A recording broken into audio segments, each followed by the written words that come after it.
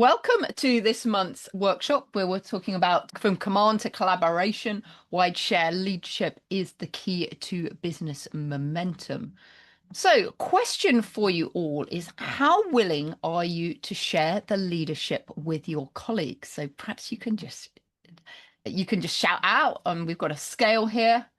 So we go from tight grip all the way to shared reign. So where are you sitting on that spectrum of what you want to do in terms of leadership? Give me some shout outs. Just shout out what number you think you're at the moment. I always like to just take a pulse of where people are. Go on, Anne, you look deep in thought. You've taken yourself off mute. You're 7, okay? Where are you, Anne? Maybe I'm more like parked in the 5 type of range. As a lawyer, I tend to say it depends. So it depends on who you share the leadership with, probably. Okay, and Hugh's on a 7. Awesome. Okie dokie. The reason I asked you that question is because leadership is fundamentally changing. So leadership today isn't about holding the reins tighter. It's about knowing when to pass them on to other people. And for many of you know that I'm really passionate about nature, and I've learned a lot about leadership from my horses, and they always operate in shared leadership. So we're going to have a look at what we can learn from horse herds today about shared leadership and why it's so important. But I think one of the things that I see is that we've got this kind of challenge going on with organizations today where we typically in the old days have had that command and control relationship there. And as we know, that organizational structure, that hierarchy is the one that tends to demand control and set the premise for command and control.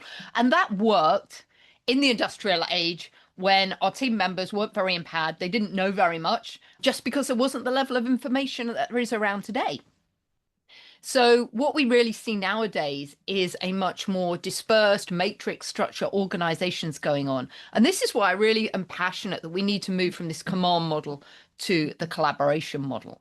So who has the information in a command model? That tends to be senior leaders and senior management.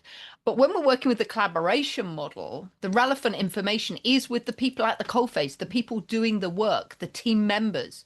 And who has the final decision-making authority? In the command structure, it's the people at the top, as we might suggest. And in collaboration, it is actually the people, again, on the coalface doing the work. And what about the basis for accountability? In the command structure, it's the financial goals. And I'd actually encourage you to listen to my podcast that will be out about 10:15 this morning, because we actually talk about one of the things here is that when we focus on financial goals, we can have CEOs in place and leaders in place that deliver amazing results for us. But they can be really toxic and really chaotic. So the theme of this week's podcast is all about chaotic leadership and actually what you can do if you have or working for a chaotic leader and how you can start influencing that. Versus when we're in a collaborative environment, the basis for accountability is more the outcomes and the performance and that we get what needs to happen, which isn't, of course, always financially driven. So where it works best, command structures in hierarchies with limited innovation, and the collaboration in this diverse groups. So question for all of you, what do these brands have in common? Oracle, Netflix, Comcast, and Spotify. Does anyone know? America. Yeah, America. They're all tech companies as well, but anything else? It's hot news at the moment in the press. Yeah. I only discovered this week. So they have all adopted the model of co-CEOs. So I think this is fascinating that it's happening in the tech space, and fascinating that we're finally beginning to see organizations realize that no longer can the leader at the top know everything. And actually the leadership needs to become shared. And therefore, how do we structure an organization to share that leadership so it can become effective? Because companies have tried to do it in the past and it hasn't been successful. So if we look at Salesforce and Mark Benioff, who still is the CEO over there, they tried to adopt co-CEO leadership of the organization and it spectacularly failed. And the reason it failed, though, was because Mark Benioff kept referring to it as my company, and he didn't really want to give up control. As much as he said he wanted it, when push came to shove, it was his company and he wanted to keep all of the power to himself and he didn't want to share it. So, of course, that was a spectacular failure because it wasn't a collaboration in terms of leadership. There are some really positive results for having this co-leadership. And McKinsey did some research that showed that public companies with co-CEOs found that they generated, on average, annual shareholder returns of 9.5% versus 6.9% for their peer group. So there's clearly something here. They also found that typically the tenure of the CEOs was about the same, whether it was a solo CEO or dual CEOs. So let's just have a look here into what's the main problem if you have co-CEOs in the organization. Yeah, everyone pulling together or not pulling together as the case may be. So I've just shared there a little bit about Salesforce and what happened there. Often it can become through different personalities as well. There's one example where actually it was a spectacular failure as well because the decision making was so complicated. There were two CEOs, they were in different countries, and people didn't know who they had to go to get sign off. So that caused a lot of confusion within the organization and just hampered performance. So I think the problem works when the two personalities obviously don't get on well together. That's going to cause a problem. Or if you've got a founder and like we had said with Salesforce, they bring in somebody else, but that other person they don't really want to give the reins to. They're just doing it because they've been told to. Maybe the board suggested it, the chairman suggested it, and it hasn't really worked out. So it's really important that I think when we have co-CEOs that they have good working relationships together. And again, good examples of that we've seen are when maybe two people have come up within the ranks within the organization and they've been promoted to co-CEOs at the same time, obviously, and they have an excellent working relationship because they've worked with each other for a long time. And where we see the solution happening is where there's a really clear division of labor. So they're very clear on who's in charge of maybe strategy and marketing and I don't know, maybe innovation, for example. And then the other co-CEO is more like maybe operational and finance and legal and HR stuff. So when we can get really clear distinctions about who's doing what, this is where the shared leadership or the co-leadership, as they referred to it in the article, works really well. And for me, we're living in a world right now where there is so much information. I think it's just impossible for one leader to know everything. And the great thing about when you have a co-CEO is that you also have a sounding board, because I think we can probably all agree, can't we, that when you're the CEO, the leader of the business, is quite a lonely place. There's nobody else to talk to. And so when we're able to have a sounding board, but somebody who's not a peer within the organization, a reportee, that makes it so much easier. I know that that's one of the things, I'd be honest, I struggle with in my own business, is not sometimes having that sounding board of other people I can talk to. So it works really well when you've got clear division of labor and you've got that sounding board for the support. So for me, shared leadership is the answer to the problems of the world that we live in today, where CEOs are overwhelmed. They don't know what's going on. And actually, I mean, there's a great example in Disney of exactly this, where there's probably a need in a company like Disney for co-CEOs. Because Disney now is such a large organization with so many different facets, with the TVs, the theme parks, entertainment, so many different areas. And the previous CEO recently got burnt out because he was trying to manage too many diverse areas. But you could imagine putting somebody, co-CEOs in Disney, and somebody's looking after all the kind of theme parks and the entertainment and maybe the experiential piece, and somebody's looking after more the online media TV channel piece. For example, that might be a solution that could work there. Takes the overwhelm away from a single CEO having to know everything. So this is one quote that I use all the time. It's one of mine. No single leader can any longer meet the demands placed on them. And there's a growing recognition of the need for highly effective leadership teams. Some of you that follow me will know that I'm really passionate about a concept that I call teamship, which is really the shared leadership in practice. It's like, how can we have a team leading the business together?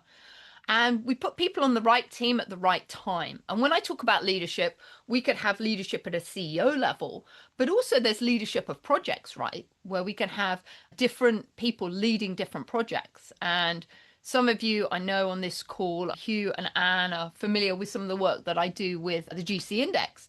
And one of the things that underpins that is that you can put the right leader in place at the right time. So at some points in a project, you need somebody who's really creative, and sometimes you need somebody who's a great implementer. Sometimes you need a strategist, or sometimes you need a playmaker who orchestrates everything, or maybe even a polisher who makes everything better.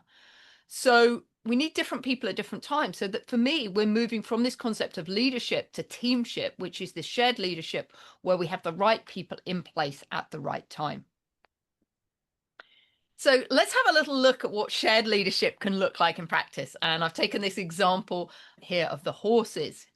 And here's an example of a team leading a horse. So as you can see, we've got a leader at the front, a leader at the side, and a leader at the back. So this is what shared leadership can look like in practice, and it's what we don't really talk about. And when clients come and work with my horses, this is some of the work that we do so that you can actually get to embody and try the shared leadership in practice. So we've got these three positions of leadership. We call it leading from the front, leading from the side, and leading from behind. And I think when we think about leadership, we think, oh, we've always got to lead from the front. And a lot of leaders that I work with find it very liberating to know actually there's different ways that we can lead businesses. As a business owner of a small business, sometimes we're trying to do all three, which is very draining, very tiring. So I always suggest that if you're leading from the front, who's your wingman? Who's got your back? Who's leading from other positions within the organization? And this doesn't necessarily need to be somebody who has a rank of leader. Sometimes I see within the best organizations, actually the person leading at the front might be the CEO. And if they've not got the concept of a co-CEO in place, actually the person who steps in often to position 3, leading from behind, can maybe be the secretary, the PA, the personal assistant, who's great at moving things forward. So let me just explain to you a little bit about each of these positions of leadership. So when we lead from the front here, we set the pace and the direction. We're defining the vision and the goals and the objectives, and we're inspiring with a can-do energy to get things done. But the challenge with leading from the front, and just if you only lead from the front, is that you can leave your team behind. Here, with one of my clients leading my horse, Charlie, she's got a rope. She can keep him going. In business, we don't have all of our team members on ropes and leashes, thankfully, pulling them along. So how do we keep them inspired? We've got to have a shared purpose so that they know the direction that we're going in. Otherwise, they go off and scatter in different directions. Then we've got this position leading from behind. And here we're setting the pace and we put the energy and we're moving people towards the direction we want to go. So what we can see here is that when we're leading from behind, it's this about the energy to move things forward. And you might want to think about the leader as the leader from the front is working with a little bit of pull energy, and the leader from the behind with the like push energy. So we're pushing people together to move the team to where we want to go. And I think this is a very powerful position for leaders to be in, because when you're back here, you're leading from behind, you can see everything. You've got a visual perspective on what's going on around you. And actually, you don't use much energy when you're back here, because the slightest move left or right can start moving the team forward. The other thing to remember when we're leading from behind as a position like this is we need to crescendo the level of energy that we're using. So sometimes our team members will be going along, they'll be going along quite happily, following the direction that we've set from leading from the front. And therefore, we don't need much energy. We're just guiding and steering them. Versus a situation where the team's maybe got stalled, they've got a little bit disengaged from the purpose. Then when you're leading from behind, you need to crescendo the energy up to get them moving forward. And we need to put more energy, therefore, at the back. Put too much energy too quickly and we scatter the team and we confuse them. And then we have leading from the side.